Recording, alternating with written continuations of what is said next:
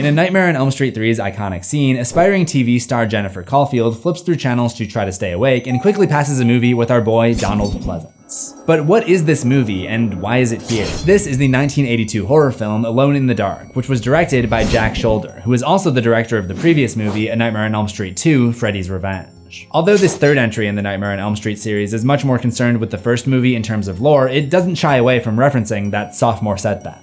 And that won't be the only homage to a previous Elm Street veteran. To learn of the secrets and the meaning of Dream Warriors, stick around to the end of this video.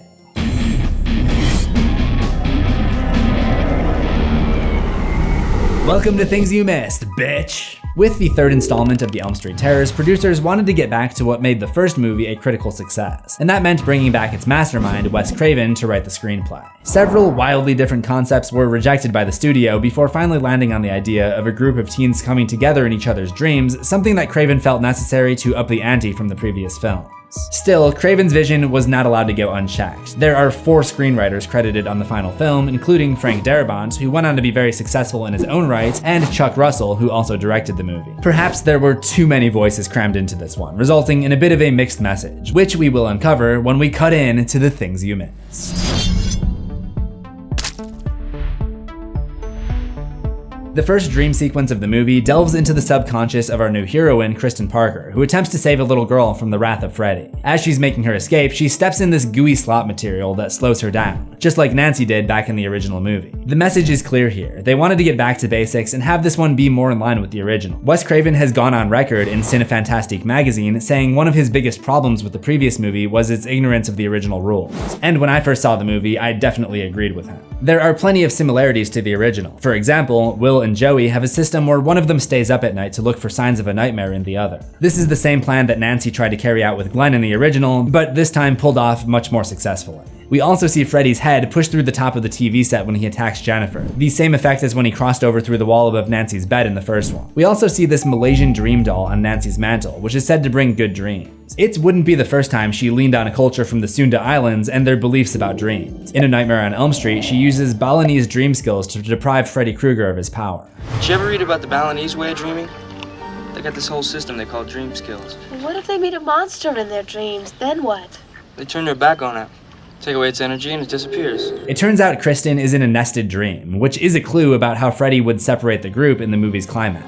She wakes up in her room, not realizing she's still in a dream, and has another encounter with Freddy in the bathroom. While in the real world, Freddy has manipulated things to make it appear that she's attempting suicide. And when her mom discovers this, Kristen is sent off to a mental institution. This is a big part of the main theme of this movie, the debate around institutionalization. Basically, there's always been this debate about what should be done with mental patients. Do you leave them on the street, where they could be a danger to themselves and possibly others? Or do you put them in an asylum against their will, where you can treat them, but you're violating their consent? A Nightmare on Elm Street 3 came out in 1987, which was the tail end of the deinstitutionalization movement. The reason for this was the introduction of better medications, making it possible for many individuals with mental illness to live in the community with appropriate support.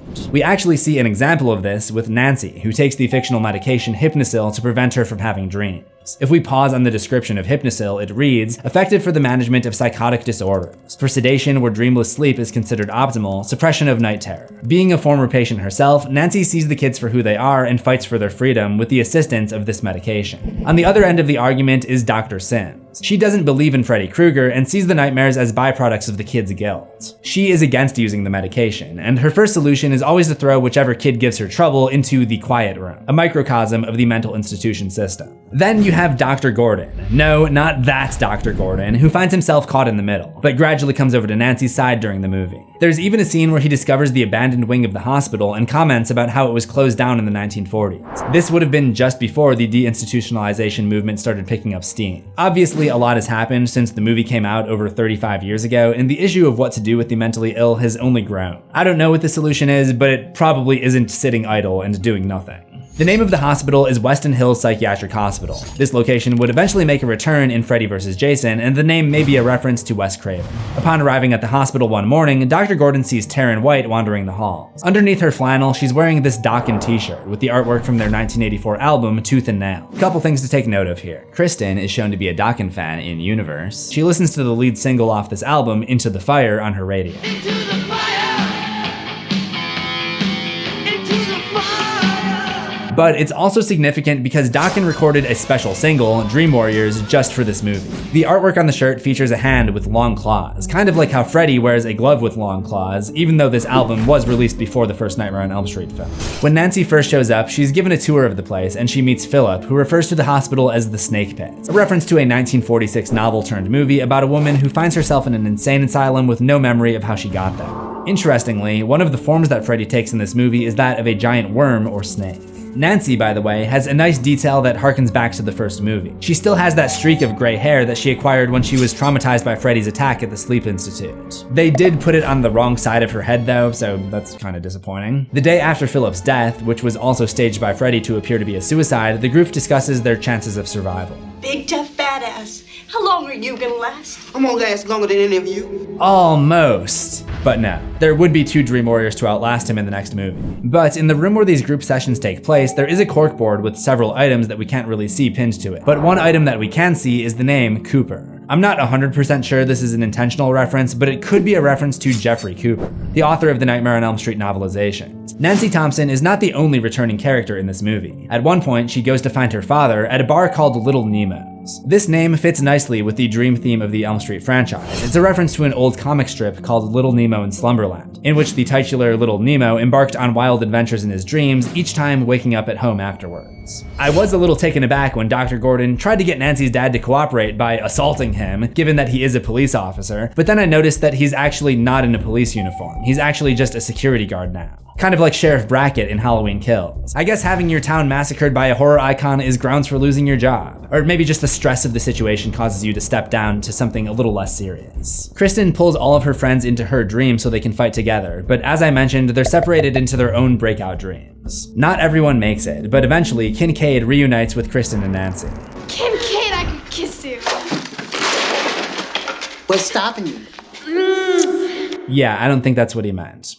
Kristen, I don't think that's what he meant. Like the first movie, Freddy is equated to the devil. In this one, we learn about his mother, a nun named Sister Mary Helena. Mary and Helena are both figures of importance for Christianity, and Freddy is her bastard son, which kind of suggests that he's an anti-Christ kind of figure. But unlike the first movie, there's a sense of hope this time, because unlike Nancy trying to use the cross to protect herself, Dr. Gordon's use of the holy water and the cross has a devastating effect on Freddy. His lair, the boiler room, looks even more like a hellscape than before. When the Dream Warriors first enter it, they pass through a void of green light into a red one, the color is often used to signify an encounter with Freddy. But the most significant character to analyze here, I think, is Nancy. I won't get too deep into it right now because I may focus on her in a horror history episode in the future, but in the first movie, she's constantly failed by her parents and all of the authority figures around her, and she ends up having to fight Freddy alone. In Dream Warriors, she gets a job at the hospital and she is that authority figure, but she does a much better job of listening to the teenagers that she's trying to help and comes up with a plan for them to fight Freddy together rather than alone. She's acting as the parent figure that she wishes she had 6 years earlier. Dream Warriors was the end for Nancy, but her nemesis would find a way to come back in A Nightmare on Elm Street 4, The Dream Master. So join me in the next episode of Things You Missed, where I'll be digging my claws into that movie. Once it's available, you will find that episode on the left. Remember to subscribe to CZsWorld for new horrors every week, ring the death bell for all notifications, and I will see you in the next one. Assuming we both survive.